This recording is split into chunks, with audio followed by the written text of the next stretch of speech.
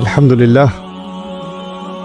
لله خالق الوجود من العدم، وجاعل النور من الظلم، ومخرج الصبر من الألم، فملقي التوبة على الندم. فنشكره على المصائب كما نشكره على النعم، ونصلي على رسوله الأكرم ذي الشرف الأشم والنور الأتم والكتاب المحكم وكمال النبيين والخاتم سيد ولد آدم، الذي بشر به عيسى بن مريم ودعا لبعثته إبراهيم عليه السلام حين كان يرفع قواعد بيت الله المحرم. فصلى الله عليه وسلم وعلى أتباعه خير الأمم الذين بارك الله بهم كافة الناس العرب منهم والعجم. فالحمد لله الذي لم يتخذ ولدا ولم يكن له شريك في الملك ولم يكن له ولي من الذل وكبره تكبيرا. والحمد لله الذي أنزل على عبده الكتاب ولم يجعل له عوجا. والحمد لله الذي نحمده ونستعينه ونستغفره ونؤمن به ونتوكل عليه، ونعوذ بالله من شرور أنفسنا ومن سيئات أعمالنا، من يهده الله فلا مضل له ومن يضلله فلا هادي له. ونشهد أن لا إله إلا الله وحده لا شريك له، ونشهد أن محمدا عبد الله ورسوله أرسله الله تعالى بالهدى ودين الحق ليظهره على الدين كله، وكفى بالله شهيدا.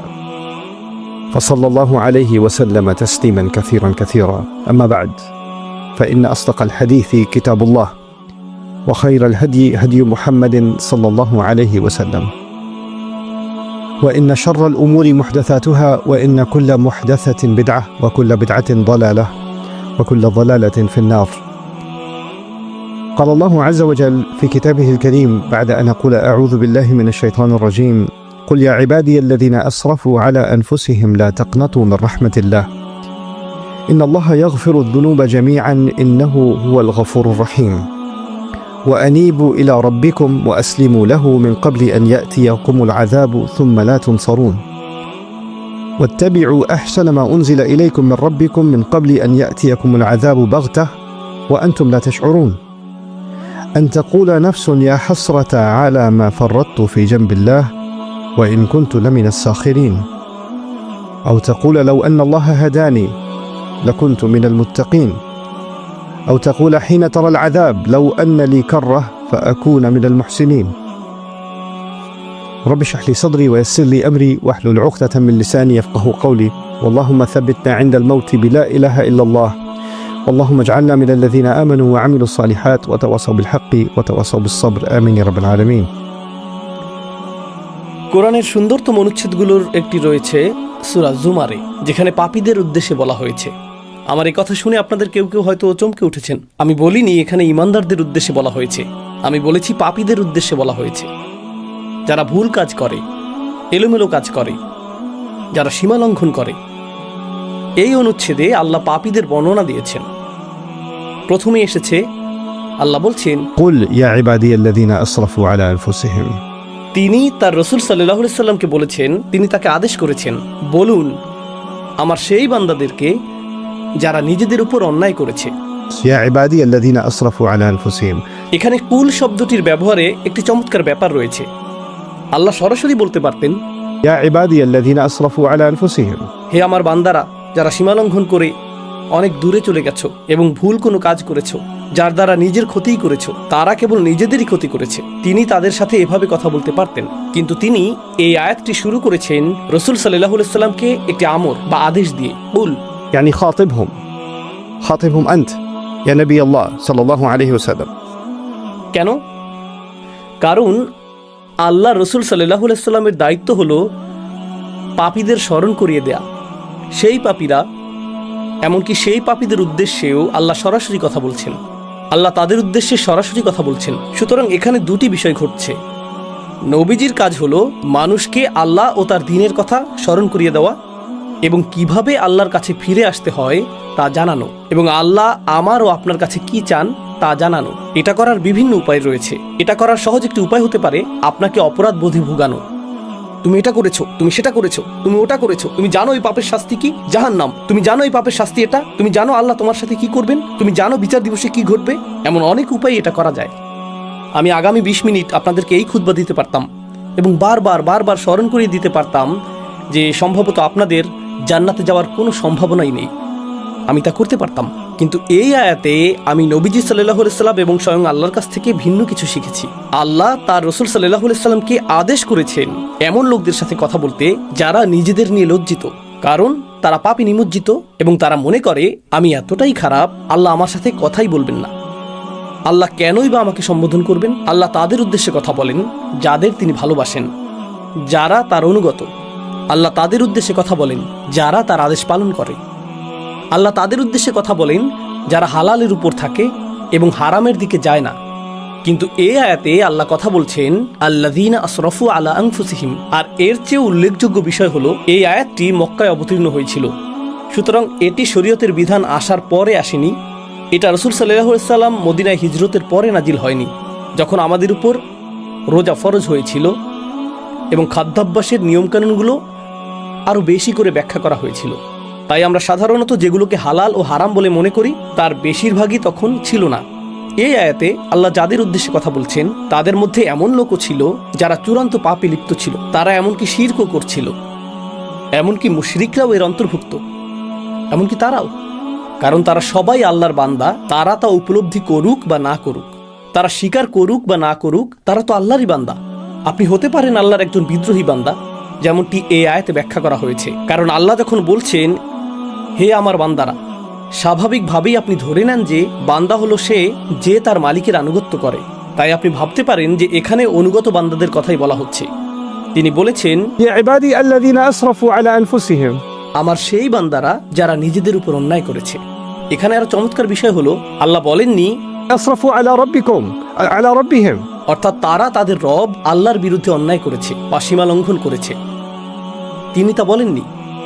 তিনি বলেছেন এমনকি যখন তোমরা আল্লাহর অবাধ্য হও তখনও তোমরা আসলে শুধু নিজেদেরই ক্ষতি করো, তুমি আল্লাহর রাজত্ব থেকে কিছুই কেড়ে নাও না, তুমি কেবল নিজেরই ক্ষতি করো। সুতরাং এখানে তাৎপর্যপূর্ণ বিষয় হলো পাপীকে তিরস্কার করার পরিবর্তে প্রথমত স্বয়ং রাসূল সাল্লাল্লাহু আলাইহি সাল্লামকে আদেশ করা হয়েছে পাপীদের সম্বোধন করতে এবং স্মরণ করিয়ে দিতে, আমি শুধু তোমাদেরকে নিজের ক্ষতি করা বন্ধ করতে বলছি, আমি শুধু সেটাই করতে বলছি। আল্লাযীনা আসরাফু আলা আনফুসিহিম। তো ধারাবাহিক এই আয়াতগুলো থেকে আমরা বেশ কয়েকটি নির্দেশনা লাভ করব এবং সেই প্রতিটি নির্দেশনার উদ্দেশ্য হলো আমাদেরকে নিজেদের ক্ষতি করা থেকে বিরত রাখা, আমাদেরকে নিজেদের উপর ইসরাফ করা থেকে, নিজেদের বিরুদ্ধে অনেক দূরে চলে যাওয়া থেকে বিরত রাখা। সামনে এগোনোর আগে চলুন ইসরাফ শব্দটি নিয়ে কথা বলি। আমি বারবার পাপী শব্দটি ব্যবহার করেছি, কিন্তু এই আয়াতগুলোর আলোকে তা আসলে সঠিক নয়। শব্দটি আযনাবু বা আখতাউ নয়, তাই না? और ارتكبوا السيئات فعبر سبحانه وتعالى عن الذنوب المرتكب الذنوب بالذين أسرفوا على أنفسهم، إسراف على نفسه، الإسراف على نفسه। তাহলে আসরাফু আলা আনফুসিহিম এর অর্থ কি?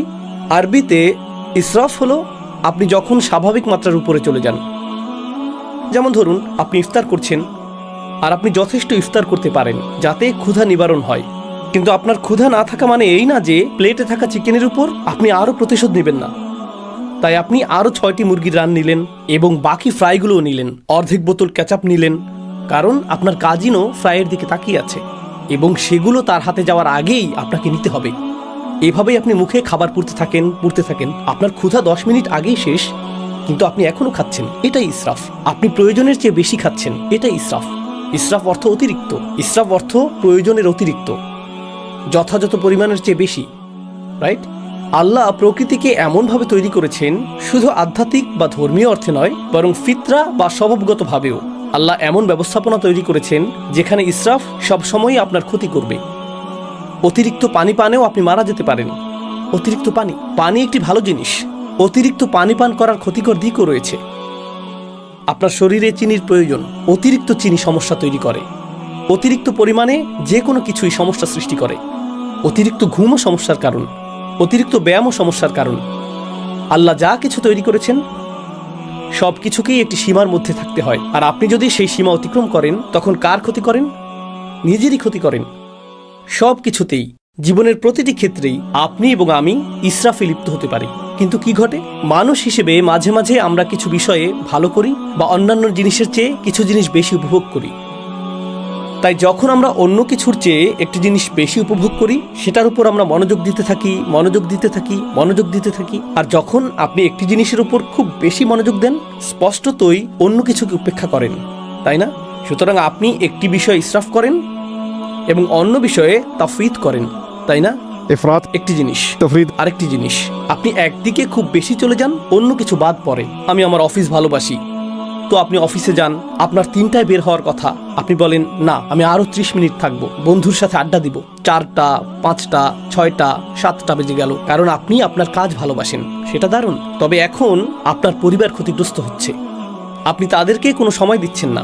আপনার বাবা মাকে ফোন করার সময় নেই, আপনার মসজিদে গিয়ে নামাজ পড়ার সময় নেই, আপনার আর কোরআন তেলাওয়াত করার সময় নেই, কারণ আপনি সমস্ত সময় ব্যবসাতে দিচ্ছেন, তাই না? অথবা কেউ বলল আমি শুধু আমার সন্তানদের যত্ন নিতে চাই, তাই সে তার সমস্ত সময় সন্তানদের জন্য ব্যয় করছে। এখন যেহেতু তার সবটুকু সময় সন্তানদের সাথে কাটাচ্ছে, জীবনসঙ্গীর জন্য তার কোনো সময় নেই, বাবা মায়ের জন্য তার কোনো সময় নেই, ইবাদতের জন্য তার কোনো সময় নেই, তার সময় নেই। আপনি ইসরাফ করে ফেললেন। এমনকি ভালো কাজেও আপনি ইসরাফ করতে পারেন। এটা শুধু খারাপ কাজেই নয়, ভালো কাজেও প্রযোজ্য। তারপর এমন কিছু জিনিস রয়েছে যা আল্লাহ একটি নির্দিষ্ট উপায়ে জায়েজ করেছেন। যেমন যদি আপনি সঠিক পদ্ধতিতে করেন তাহলে এটা জায়েজ। নারী এবং পুরুষ একসাথে থাকতে পারে যদি তারা সঠিক উপায়ে তা করে। নারী এবং পুরুষের একসাথে থাকার ভুল উপায় রয়েছে, আবার সঠিক উপায় রয়েছে। এখন আপনি যদি সেই সীমাটি অতিক্রম করেন তাহলেও আপনি ইসরাফ করছেন। আপনি এমন সীমা লঙ্ঘন করছেন যা লঙ্ঘন করা উচিত নয়। সুতরাং সীমা লঙ্ঘনের বিভিন্ন ধরন রয়েছে। কখনো কখনো মানুষ সীমা অতিক্রম করে এবং তারা তা বুঝতে পারে না। এটি আরেকটি বিষয়। আমি মনে করি না যে আমি ভুল কিছু করেছি। এটি ছিল ছোট একটি পদক্ষেপ যা আরেকটি ছোট পদক্ষেপে নিয়ে গেছে, এবং আপনি কিছু বোঝার আগেই হায় আমি তো অনেক আগেই সীমা অতিক্রম করে ফেলেছি, আর বিপজ্জনক এলাকার অনেক দূরে চলে এসেছি। আমি এখন নিষিদ্ধ এলাকায় বহু দূরে চলে গেছি। আপনি অনেক দূরে চলে গেছেন, আর এখন আপনি বলছেন হায় আমি এলোমেলো করে ফেলেছি, কিভাবে আমি ফিরে আসব? অনেক দূরে চলে এসেছি। মজার একটা বিষয় আমেরিকার অর্থনীতিতে দেখা গিয়েছিল। যখন কয়েক বছর আগে সাবপ্রাইম মর্টগেজ সংকট হয়েছিল, তখন বলা হচ্ছিল ব্যাংকগুলো এতটাই বড় যে তা ব্যর্থ হতে পারে না, অথবা গাড়ি কোম্পানিগুলো এতটাই বড় যে ব্যর্থ হতে পারে না। অর্থাৎ তাদের ব্যর্থতা এতটাই বড় যে নিরুপায় হয়ে তা মেনে নিতে হবে, এর থেকে ফিরে আসার আর কোনো উপায় নেই। তাই আসো এই ফুটো বালতিতে আরও টাকা ঢালি, তাই না? আপনি ভাবেন তওবা করার তুলনায় আমি অনেক বেশি পাপী, আমি ফিরতে পারবো না, সংশোধন করা সম্ভব না, এখন আমার কেবল পতনই হবে, আমার অনেক দেরি হয়ে গেছে। এটা আসলে এক ধরনের হতাশার মানসিকতা। তো আল্লাহ আমাকে এবং আপনাকে নিজেদের ক্ষতি করা থেকে রক্ষা করার জন্য প্রথম যে কথাটি বলেছেন, লা তাকনাতু মির রাহমাতিল্লাহ, আল্লাহর পক্ষ থেকে আসা ভালোবাসা ও যত্ন থেকে আশাহত হও না। আল্লাহ এখনো আপনাকে ভালোবাসেন, আল্লাহ এখনো আপনার প্রতি যত্নশীল। আমি রহমার অনুবাদে দয়া শব্দটি ব্যবহার করিনি, আমি ইচ্ছাকৃতভাবে ভালোবাসা ও যত্ন ব্যবহার করেছি। আমি এই খুতবাতে তা ব্যাখ্যা করতে চাই। আমি অন্যত্রও এটা বলেছি, কিন্তু এই বিষয়ে আশা হারাবেন না যে আল্লাহ এখনো আপনাকে ভালোবাসেন এবং আল্লাহ এখনো আপনার প্রতি যত্নশীল। ইন্নাল্লাহা ইয়াগফিরুয যুনুবা জামিআ, কোনো সন্দেহ নেই আল্লাহ সমস্ত পাপকে একসাথে ক্ষমা করে দেবেন। এর সবগুলো, তিনি সবকিছু মুছে দেবেন, সবকিছু ঢেকে দেবেন। ইন্নাল্লাহা ইয়াগফিরুয যুনুবা জামিআ ইন্নাহু হুয়াল গফুরুর রহিম। কিভাবে তিনি তা করতে পারেন? আল্লাহ বলেছেন এর কারণ একমাত্র তিনিই ভুল ত্রুটির অতিশয় মার্জনাকারী এবং তিনিই সর্বদা প্রেমময় ও যত্নশীল। এটাই প্রথম চিকিৎসা যা আমার প্রয়োজন। দ্বিতীয়টি, আর এই সব কিছু আমি আপনাদের সাথে শেয়ার করছি কারণ আমরা মনে করি রমজান মাস হলো আল্লাহর কাছে প্রত্যাবর্তনের মাস, তাই না? আর রমজানের 2/3 চলে গিয়েছে। এখন আপনাদের অনেকেই ভাবছেন হায় রমজানে তো আমি কিছুই করিনি। এত বড় একটা সুযোগ ছিল, রমজানের প্রস্তুতি নিয়ে, রমজানকে সর্বোচ্চ কাজে লাগানো নিয়ে এত আলোচনা হলো, এখন 20টিরও বেশি রোজা চলে গেল, আমি কিছুই করতে পারিনি। আমি এমনকি নামাজও কাজা করেছি, আমি আমার খারাপ অভ্যাসগুলো ছাড়তে পারিনি, আমি শুধু ভুল করেই চলেছি। আর এখন রমজান মাস প্রায় শেষ, কিন্তু আত্মতৃপ্তি লাভ করার মতো আমার কিছুই নেই। ঠিক যেমন আমরা বলি আত্মতৃপ্তি লাভ করার মতো আমার জীবনে কিছুই নেই, আমি সব নষ্ট করে ফেলেছি। এখন আমরা রমজানের ক্ষেত্রেও সেটাই বলছি। রমজান হলো 1 মাসে আমাদের জীবনের সারসংক্ষেপ, আর রমজানের এই 2/3 শেষ হয়ে যাওয়াটা অনেকটা এরকম, আমার জীবনের অনেকটা সময় চলে গেছে, এখন আমি কি করতে পারি, তাই না? প্রতিবার শেষ 10 রাতে আপনি শুনেন যে আপনাকে আরো বেশি কিছু করতে হবে, আরো বেশি করতে হবে। আমি ভাবছি আমি তো ন্যূনতম বাধ্যবাধকতাও পূরণ করছিলাম না, আর এখন আরো বেশি করতে হবে। বাদ দেই, আমি আর এর মধ্যে নেই, আমার অনেক দেরি হয়ে গেছে। এটা ভালো মানুষদের জন্য, এই শেষ 10 দিন এবং এই সমস্ত প্রণোদনা এগুলো ভালো মানুষদের জন্য। আমি তো এই দলেই পড়ি না। প্রথমত, আল্লাহর রহমতের উপর আশা হারাবেন না। আল্লাহ ক্ষমাশীল। বলবেন না, ওহ, রমজানের প্রথম 20 দিনে আমি কতই না খারাপ কাজ করেছি, হঠাৎ করেই আল্লাহ কেন এটা মেনে নেবেন যে আমি শেষ 10 রাতে ভালো হয়ে গেলাম? কেন তিনি এটা মেনে নেবেন?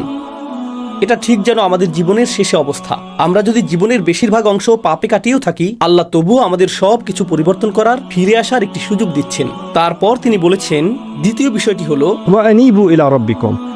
সর্বান্তকরণে ফিরে আসো। الإنابة العودة إلى الله قلبا। যখন আপনি অন্তর দিয়ে আল্লাহর দিকে ফিরে আসেন, একেই বলা হয় ইনাবাহ। অন্তর থেকে আপনার প্রভুর কাছে ফিরে আসুন। এটা গুরুত্বপূর্ণ, তার কারণ এর মানে আপনি বাকি সবার কথা শোনা বন্ধ করুন। তার কথা শোনা বন্ধ করুন যে বলে তুমি কখনো ভালো হবে না, আল্লাহ তোমাকে কখনো ক্ষমা করবেন না। আপনার জীবনে এমন লোক আছে যারা এমন কথা বলে থাকে, আল্লাহ তোমাকে কখনো ক্ষমা করবেন না। এমন মানুষ আছে যাদেরকে আপনি দেখেন এবং বলেন, আরে ওই ব্যক্তি আল্লাহর কতই না নিকটবর্তী, আর আমি যখন নিজেকে তার সাথে তুলনা করি, নিজেকে খারাপ মানুষ মনে হয়, কারণ উনি আসলে একজন ভালো মানুষ। তার সাথে আমার তুলনা হয় না, তার সাথে আমার তুলনা হয় না, তাই না? তো তারা আপনাকে ছোট না করলেও আপনি তাদের সব ভালো কাজ করতে দেখেন আর নিজের দিকে তাকিয়ে বলেন, এসব করে লাভ কি? আমি কখনোই ওই ব্যক্তির পর্যায়ে পৌঁছতে পারবো না। কোনো একজন এসে বলল, মাশাআল্লাহ, আলহামদুলিল্লাহ, আমি এই মাসে দ্বিতীয়বারের মতো কোরআন খতম করলাম, আর আপনার অবস্থা এমন, আমি তো ফাতিহাও পড়িনি।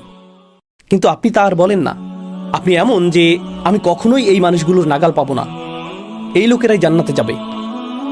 আমি তো মনে হচ্ছে রাস্তার অন্য পাশে রয়েছি, বিপরীত দিকে এগিয়ে যাচ্ছি, তাই না? না, আল্লাহ বলছেন তোমার রবের কাছে ফিরে এসো, অন্য মানুষের দিকে তাকিও না। শুধু তুমি তোমার হৃদয়কে শুধু তোমার রবের দিকে ফিরাতে হবে, আর অন্য সবার প্রতি মনোযোগ দেওয়া বন্ধ করো। এটা কোনো প্রতিযোগিতা নয়, এটা কোনো প্রতিযোগিতা নয়। কয়জন 8 রাকাত পড়েছে, কয়জন 20 রাকাত পড়েছে, তুমি কয়টি কিয়ামুল লাইল আদায় করেছো, তুমি কয় রাকাত তাহাজ্জুদ পড়েছো, এটা কোনো প্রতিযোগিতা নয়। এটা কোনো প্রতিযোগিতা নয়, এটা অন্য কারোর সাথে তুলনা নয়। এখন আপনাকে শুধু নিজেকেই ফিরিয়ে আনতে হবে। أنيبوا إلى ربكم وأسلموا له من قبل أن يأتيكم العذاب। তার সামনে নিজেকে সঁপে দাও, শাস্তি আসার আগে, অনেক দেরি হওয়ার আগে। অর্থাৎ আল্লাহ বলছেন এখনো খুব বেশি দেরি হয়ে যায়নি, অনেক দেরি হবে যখন শাস্তি চলে আসবে, যার অর্থ হলো যখন আপনার মৃত্যু আসবে এবং তারপরে বিচার দিবস চলে আসবে। তা এখনো আসেনি, তাই আপনার জন্য এখনো দেরি হয়ে যায়নি। অন্যভাবে আল্লাহ একথা বলছেন যে তোমার কাছে সময় আছে। অন্যভাবে আল্লাহ একথা বলছেন যে তোমার আশা এখনো শেষ হয়নি। وأسلموا من قبل أن يأتيكم العذاب ثم لا تنصرون। তখন তোমাদেরকে আর সাহায্য করা হবে না, তখন আর সাহায্য করা হবে না। এটা কেবল হুমকি নয়, বরং উৎসাহও বটে। কারণ আল্লাহ যদি বলেন তখন তোমাকে সাহায্য করা হবে না, এর মানে এখন তোমাকে সাহায্য করা হবে, এখন তোমাকে সাহায্য করা হবে, তখনই কেবল তোমাকে সাহায্য করা হবে না। তো এই মুহূর্তে আল্লাহ তোমাকে সাহায্যের প্রস্তাব দিচ্ছেন, আল্লাহ আমাকেও সাহায্যের প্রস্তাব দিচ্ছেন। সুম্মা লা তুনসরুন। আর নুসরাহ অর্থ শুধুমাত্র সাহায্য নয়, এটা মুসাআদাহ বা আউন থেকে ভিন্ন। নুসরা ব্যবহৃত হয় সামরিক সাহায্যের ক্ষেত্রে, যখন সামরিক বাহিনীর জন্য বড় বড় চালান প্রেরণ করা হয় যাতে তারা পুনরায় রসদ পূর্ণ করতে পারে, সেটাকে আসলে বলা হয় নুসরাহ। অথবা যখন কোনো সেনাবাহিনীর আক্রমণের শিকার হবার উপক্রম হয়, অথবা তারা শত্রুর সাথে সম্মুখ যুদ্ধ করে এবং পাহাড়ের ওপর থেকে শক্তি বৃদ্ধিকারী দল আসে, সেটাই নুসরাহ। নুসরা আসলে বড় সাহায্য, এটা শুধু ছোটখাটো সামান্য সাহায্য নয়। আল্লাহ আপনাকে এমনভাবে সাহায্য করবেন যা হবে ব্যাপক শক্তিপূর্ণ এবং বিজয় আনয়নকারী। তারপর তিনি বলছেন, واتبعوا أحسن ما أنزل إليكم من ربكم। তোমাদেরকে প্রদত্ত সবচেয়ে সুন্দর বিষয়টির অনুসরণ করো যা পাঠানো হয়েছে তোমাদের রবের পক্ষ থেকে। এখানে বলার মতো আরো অনেক কিছুই আছে, আমি সেগুলোর উপর বেশি মনোযোগ দিব না। এর সবচেয়ে সহজ অর্থ হলো আল্লাহ যা নাজিল করেছেন তার মধ্যে সর্বোত্তম হলো স্বয়ং কোরআন। يعني واتبعوا القرآن أحسن ما أنزل إليكم، يعني أحسن مما سبق من التنزيل من معانيها। এই আয়াতের একটি অন্যতম অর্থ হলো নাজিলকৃত সমস্ত বিষয়ের মধ্যে সবচেয়ে সেরা হলো আল্লাহর বাণী, সুতরাং এটা অনুসরণ করো। এর অন্যান্য আরও অর্থ রয়েছে, কিন্তু আপনাদের বিদায় দেওয়ার আগে আমি আসলে এই শেষ অংশটির উপর মনোযোগ দিতে চাই। তিনি বলছেন, এটা করো, তোমাদের সাধ্যের মধ্যে সর্বোত্তম উপায়ে এর অনুসরণ করো। আল্লাহর নাজিল করা সবচেয়ে সুন্দর জিনিসটির অনুসরণ করো। কারণ কিছু লোক বলে, ও ইসলাম এত কঠিন, এত বেশি নিয়ম কানুন, এটা অনেক জটিল, আমি জানি না কি করতে হবে, আমি জানি না কেন এত খুঁটিনাটি বিষয় রয়েছে। কিন্তু আল্লাহ বলছেন না, এটা আসলে সুন্দর এবং সরল। এমন কারো কথা ভাবুন যে মক্কায় এই আয়াতটি শুনেছিল, ধর্মে তাদের জন্য তখন কি কি জটিলতা ছিল। তারা যখন সূরা জুমার শুনেছিল তখন কি জটিলতা ছিল, ধর্মের মধ্যে কাঠিন্য কোথায় ছিল। এটি ছিল সহজ সরল একটি বার্তা, এটি ছিল সুন্দর ও দ্ব্যর্থহীন।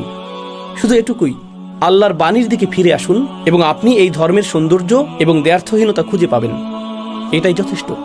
কিন্তু এরপর আল্লাহ বলেন, হঠাৎ শাস্তি তোমাদের উপর এমনভাবে চলে আসবে যা তোমরা টেরও পাবে না। অর্থাৎ এটা মনে করো না যে তোমার হাতে অনেক সময় আছে। কর্মতৎপরতার একটি অনুভূতি তৈরি করো, কর্মতৎপরতার একটা অনুভূতি পোষণ করো। পরিস্থিতি পাল্টে দেওয়ার সামর্থ্য তোমার আছে। তোমার হতাশ হওয়া উচিত না, কিন্তু অলসতা করো না। তোমার হাতে বেশি সময় নেই। রমজানের এই শেষ 10 রাত বা তার চেয়েও কম সময় যা আমাদের আছে, এটা আমাদেরকে এক প্রকার স্মরণ করিয়ে দেয় যে আমাদের হাতে সময় বেশি নেই। আর এই 10 রাতে যদি আমরা কর্মতৎপরতার একটি মানসিকতা, একটি মনন তৈরি করতে পারি, হয়তো আমরা আমাদের জীবনেও সেটাকে বাস্তবায়ন করতে পারবো। এই ধরনের মানসিকতা তৈরি করা যে আমার হাতে খুব বেশি সময় নেই, আমার হাতে যে সময় আছে আমাকে তার সর্বোত্তম ব্যবহার করতে হবে। বিদায় দেওয়ার আগে আমি আপনাদের সাথে যা শেয়ার করতে চাই তা হলো এমন কিছু লোকের বক্তব্য যারা নিজেদের সময়ের সদ্ব্যবহার করেনি। আর আল্লাহ বলেছেন, আমি চাই না তোমরা এদের অন্তর্ভুক্ত হও। কিন্তু যদি তোমরা এদের অন্তর্ভুক্ত হও, একসময় তারা এই কথা বলবে যখন অনেক দেরি হয়ে যাবে। أن تقول نفس يا حسرة على ما فرطت في جنب الله. অর্থাৎ এরকম মানুষ অবশেষে বলবে, ইয়া হাসরাতা, অদ্ভুত উক্তি করবে তারা, ইয়া হাসরাতা। يعني حسرت على ما فرطت في جنب الله. আপনি এভাবে বলতে পারেন, আমার আফসোস রয়েছে, আমার আক্ষেপ রয়েছে, আল্লাহর উদ্দেশ্যে আমি যা করিনি, আমার কমতি আছে, আমি যথেষ্ট করতে পারিনি। কথাটা এভাবে বলাটাই প্রত্যাশিত ছিল, কিন্তু আল্লাহ বলেছেন, يا حسرة كأنه يخاطب العاقل. আরবি ভাষা এটাকে বলা হয় استعارة مكنية. সহজ ভাষায় এর অর্থ হলো সে বলবে, ও আমার আফসোস।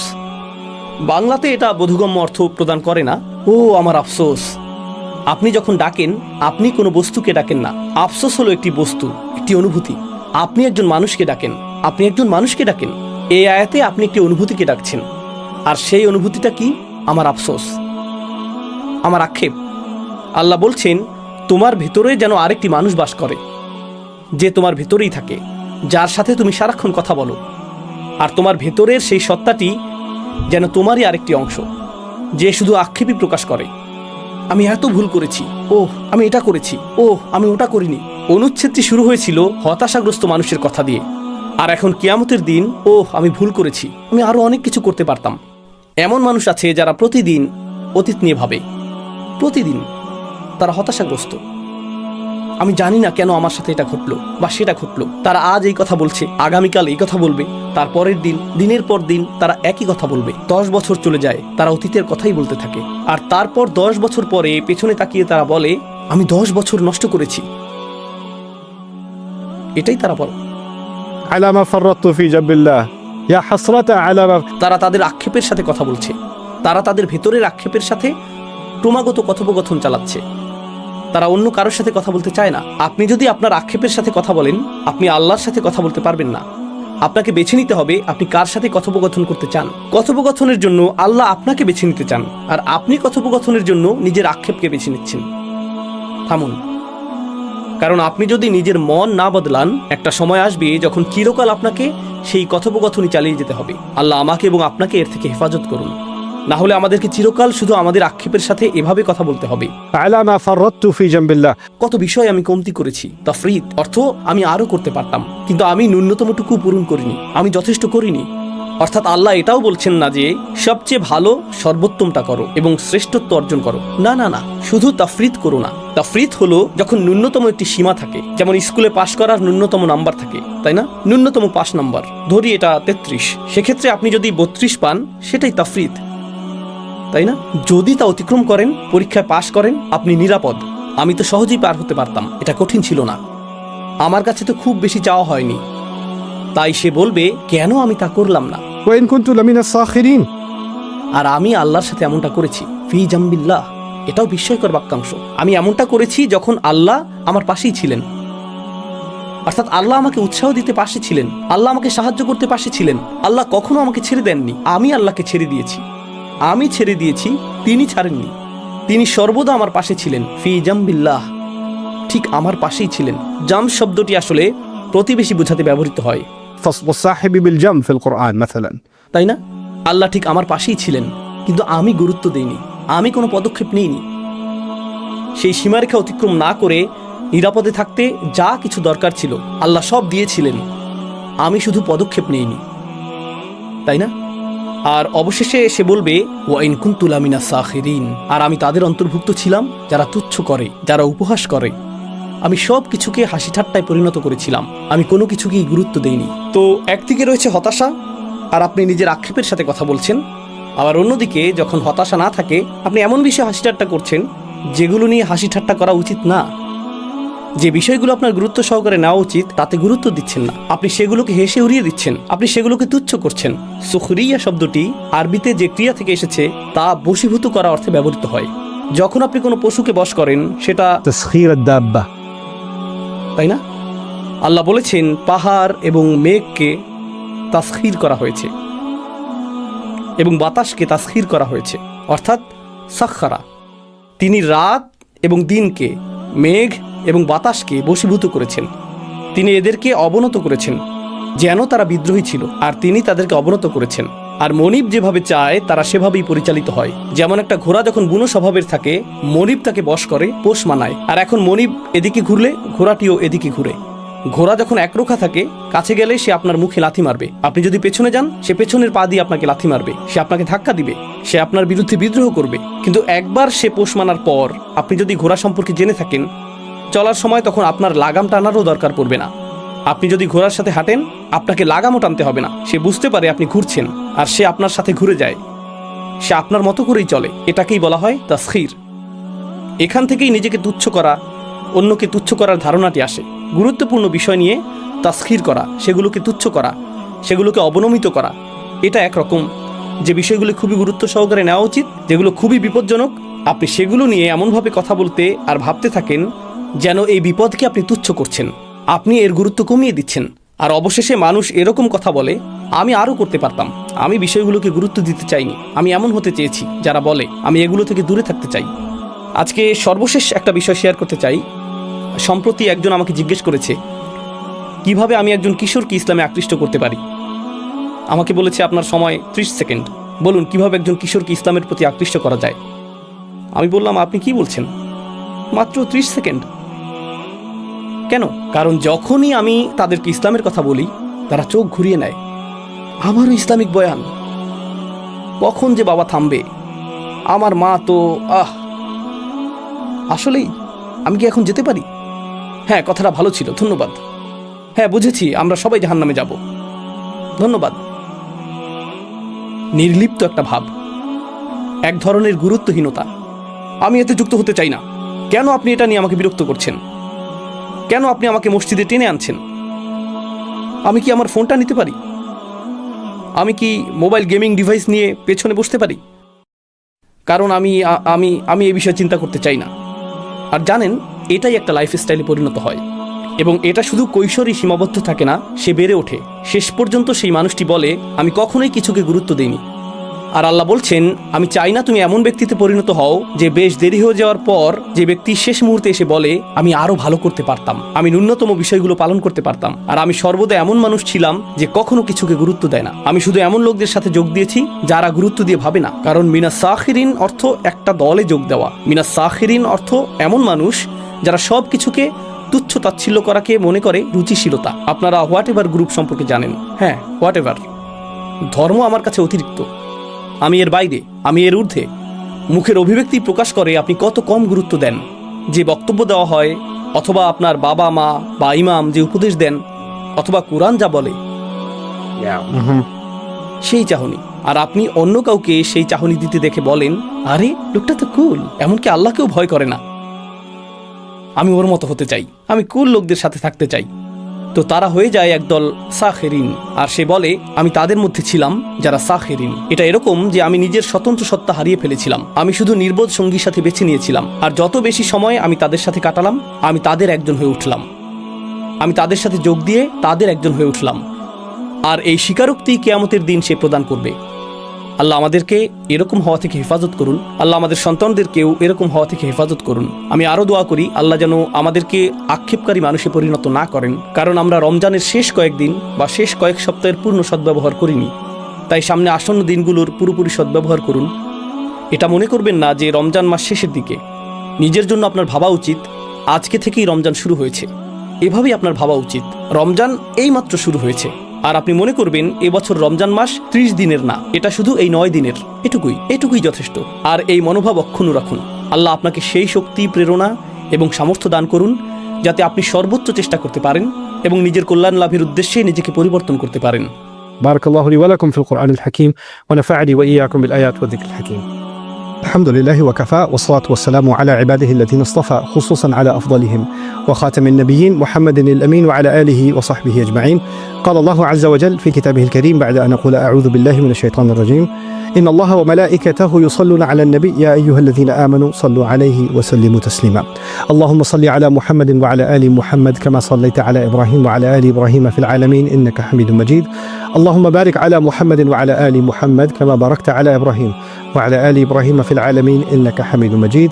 عباد الله رحمكم الله، اتقوا الله، إن الله يأمر بالعدل والإحسان وإيتاء ذي القربى وينهى عن الفحشاء والمنكر ولذكر الله أكبر والله يعلم ما تصنعون.